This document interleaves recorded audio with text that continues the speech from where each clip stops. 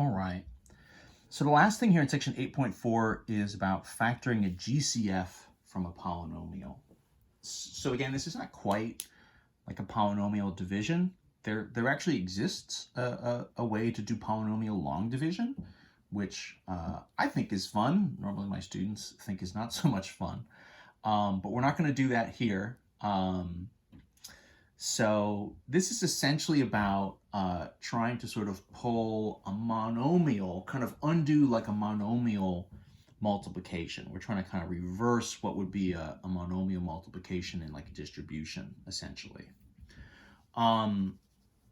So what we're trying to do is get the GCF out. So the GCF is your greatest common factor. So that's going to be any variables and numbers, right, that all of the terms in your polynomial have in common. And so there's a couple different ways to do this. I think let's just sort of put a polynomial up here, and I'll just kind of walk you through how I think the best way is to kind of go about this. Let's say we have, 30x to the 4 minus 24x cubed plus, I don't know, 18, right, x to the 2 or something, for instance. So what I want is some sort of like monomial times like a leftover polynomial in parentheses, right? So I want a monomial out in front times whatever my kind of leftover polynomial is. That's the kind of form that I am heading for. So what I really need to do is figure out what this monomial is going to be. That's going to be my GCF out in front. And so the way to do this is not really any different than like factoring out, think back to when we were like, reducing fractions to lowest terms. You're kind of factoring out any common terms and dividing them away. You sort of divide away the GCF to get to lowest terms. This is effectively the same kind of principle. It's just going to look a little bit different. So the move here is let's just like break down all of these terms, right? So 30x to the 4, right? 30 would be 5 times 6, which would be 2 times 3, right? Times 5 would be 30, and then x to the 4, right? 1, 2, 3, 4 x's. So that would be 30x to the 4 broken down to its prime factors. 24x cubed, and then the same thing, right, for 18x to the 2. 24, that's going to break down a whole bunch of ways. 6 times 4, right, would be sort of, 4 would be like 2 times 2, right? 6 would be 2 times 3. So this is going to be 2 times 2 times 2 is 8, right? Times 3 is 24, and then x cubed, right? 1, 2, 3 x's. 18 is like 2 times 9, so that would be 2 times 3 times 3, and then x squared would be 2 x's, right? So all this stuff broken down, what we can do is just look for the overlap, right? So the greatest common factor is all of the overlapping factors once this is sort of broken down into its like parts, right? So for example, 2 and 2 and 2, right? So 30 and 24 and 18, all of them have a 2 as part of their factors. If I go a little further, well, 30 and 18 then sort of jump to 3, so I've got a few more 2's here. Those 2's are not going to be common, but I do also have a 3 in 24, so I could go, right, 3 and 3 and 3. I need to sort of sync up in a one-to-one kind of way all these digits, right? I need 3 2's, I need 3 3's, and I need 3 of anything else if I'm going to have it match. I'm not going to get any more numbers, right? So now I've got another 3 here, but then that's compared to a 5 on the 30 and then double 2's on the 24. There's no more number overlap. I do have variable overlap, right? The x's I can kind of do again, sort of 1 for 1. So 3 x's, and then I can go a second time 3 x's. So in theory, right, my GCF is going to be 2 times 3 times x, otherwise known, of course, as 6x squared, right?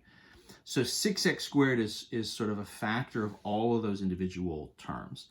And what that means here is I could actually sort of rewrite them as 6x squared times some leftovers. 6x squared times, right? 6x squared times.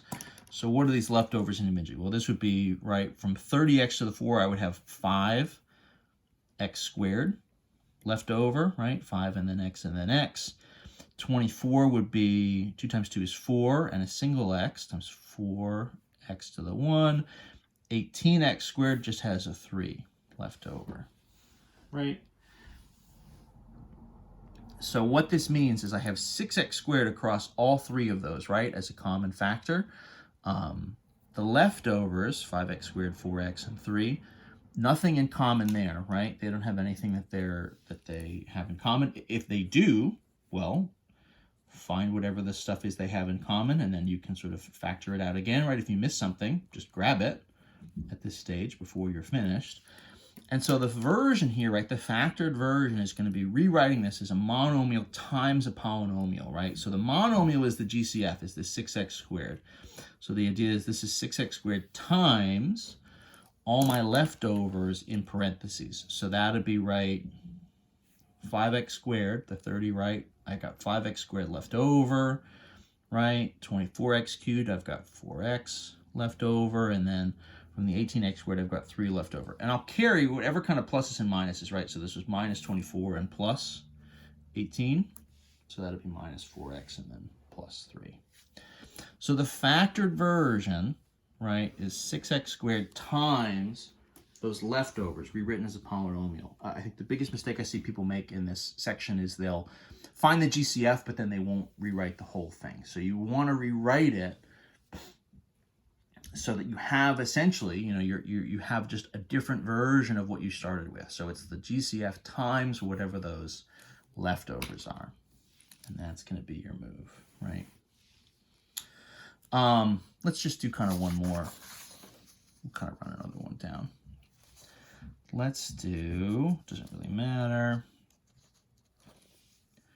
right? 25x squared plus 30 again, maybe x to the 2 minus 10x or something, right?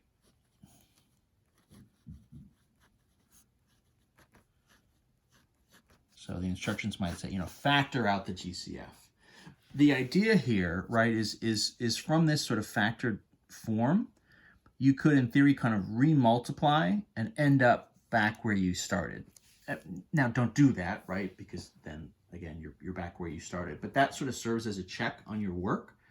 You know, if I did, right, 6x squared times 5x squared, I'd be back to 30x to the 4, right? And if I went sort of term by term, I'd end up kind of back where I started. So in this one, let's do the same thing we did before, right? Let's just kind of write all these out. Kind of expand them. So 25 would be double 5s, right? 5 times 5, my x's, I've got 3 of them. 30 we know is 6 times 5 is 2 times 3 times 5, and then 2 x's, and then 10 would be 2 times 5, and then a single x. So where's my overlap? 2 and 2, but no. 5 and 5 and 5. I can do 5s here. That looks like it, right? I mean, I've got another 5 here versus a 3 versus a 2. It's just not going to sync up. I could do 1x. My limit on the x's is whatever the lowest power is, right? You know, I'll have x's that overlap up to whatever that lowest power is. So this is just x to the 1. In which case, okay, I've got 1x in common, but I can't really go any further. I don't have any more x's down here, so it just is what it is. So this will be, right, 5 times x is my GCF. So everything here is a 5x times something. What are the leftovers? 5 times x, right? So the leftovers here would be 5x squared. Here would be 2 times 3 times x would be 6x. Here it would just be 2, right? If you remultiplied, 5x, 6x, you get to 30x squared, right? Any of those things remultiplied would get you sort of back to the individual terms. So now your rewritten version to, right, so the GCF in front, 5x, times all these leftovers. So 5x squared, this is plus, so that'll be plus 6x, and then this is minus 10x, so then that'll be minus 2. So 5x right times in parentheses all those leftovers. And that's the move here. There's nothing really more than that. You know, you could do this. I did this for you know, a couple 3-term ones. You could do it for 4 terms. You could do it for 2 terms, right? The number of terms there is not super important. But that's the move. So that's a version of factoring. You know, if you do the algebra class after this, you'll do a more in-depth version of factoring. So this is factoring out a GCF. You can do a more in-depth factoring, so not just to sort of, you know, undo the multiplication and get a monomial times a polynomial, but you can actually sort of do it where you undo it all the way to get a polynomial times a polynomial, essentially sort of reverse engineering what would have been a box multiplication or a foiling. So there's techniques to do that. It just takes a lot longer to set them up, so we're not doing that here. So this is a nice intro to some factoring, just getting this GCF out of there. And that's the move. So there you go. That's the end of 8.4. That also is the end of chapter 8 about sort of exponents and polynomials. So nice work. Just a few more sections to go from chapter 9, and we'll be done.